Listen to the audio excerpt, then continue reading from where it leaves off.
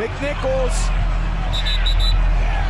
And Will Shipley just gets his face right on the ball. There's number 9, Tyree Wilson at the bottom of the screen. There's that chip. And literally, like I talked about earlier, Chu Godric got beat on a chip earlier. The 2026 NFL Draft ended the way it always does. With hope. With chaos. With fan bases convincing themselves they just found the next superstar, or just watched their front office destroy the future in real time. But this year felt different. Because some of the loudest overreactions coming out of this draft do not sound crazy at all. They sound like warnings. Every NFL draft creates instant emotion. That part is normal. What matters is figuring out which emotions are empty noise, and which ones are telling you something the league will be forced to admit later. And right now, there are 6 reactions coming out of this draft that are dominating the conversation. The Eagles might be losing control of the NFC East. The Rams might have made the boldest succession gamble of the entire first round. The Cardinals might have set money on fire at running back. Malik Willis might actually be playing a longer game than people realize. Drew Aller might already be staring at Pittsburgh's future. And the Raiders? The hype is real, but the division might be even realer. This is not just about picks. This is about pressure, timing, value, and whether NFL teams just exposed what they truly believe about their own futures. The easiest overreaction after every draft is to say the defending power is finally about to fall. This time, it might be accurate. Philadelphia had another productive draft. They added first-round wide receiver Mekhi Lemon, second-round tight end Eli Stowers, third-round offensive lineman Markel Bell, and they added Jonathan Greenard in a trade. On paper, that is exactly what smart organizations do. But here is the problem. The Eagles are expected to trade A.J. Brown after June 1st. They are changing offensive coordinators again, now giving Jalen Hurts a 4th offensive coordinator in 4 years. And Hurts is heading into 2026 under a microscope after the offseason raised new questions about his role in the team's 2025 offensive struggles. That is not stability. That is a contender trying to look calm while the floor shifts under its feet. And while Philadelphia resets on the fly, the rest of the NFC East is coming. The Giants got praised for landing Arvell Reese and Francis Mauigoa in the top 10. The Commanders are healthier and expect Jaden Daniels back at full strength. The Cowboys loaded up on defense after that unit collapsed last year. The Eagles may still be the favorite.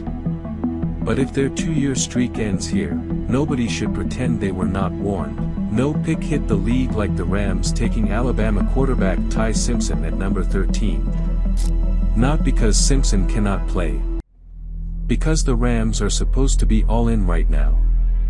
Matthew Stafford is 38 years old and still the reigning MVP. The Rams barely missed the NFC West title, barely missed the number 1 seed, and barely missed the NFC Championship game. This is not a rebuilding team.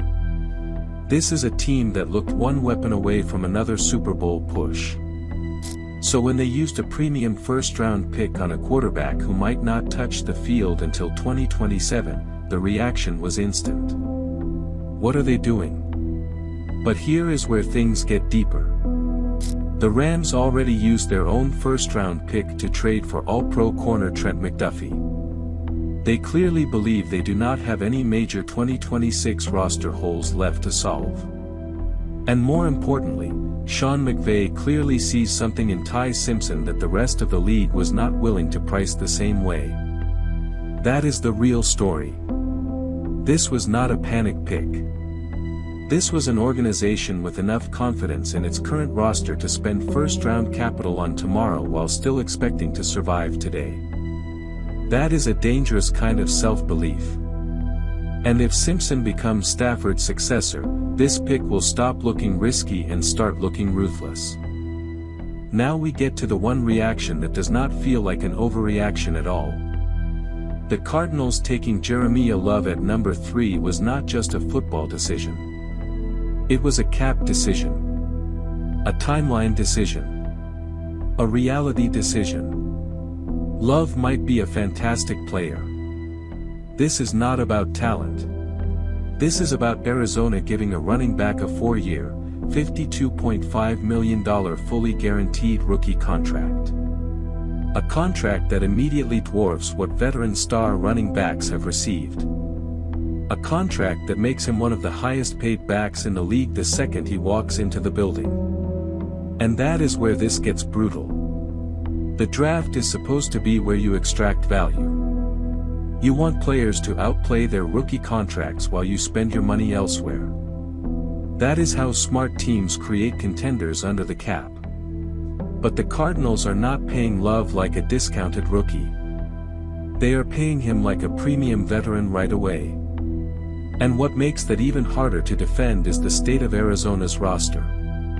This is a team in a division that just featured 3 12-win teams, including a Super Bowl champion. Their quarterback room is Jacoby Brissett, Gardner Minshew II, and third-round rookie Carson Beck.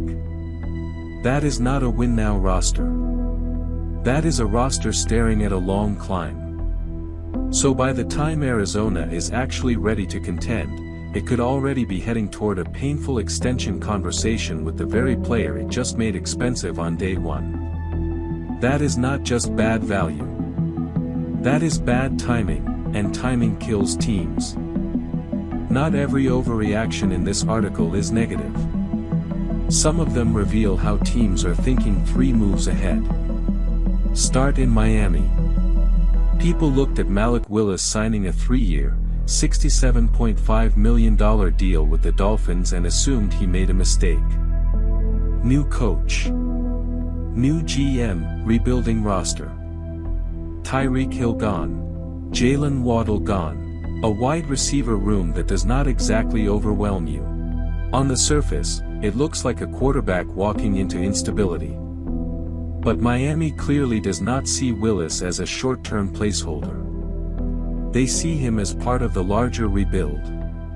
They drafted Caden Proctor to help protect him. They added Caleb Douglas and Chris Bell at receiver.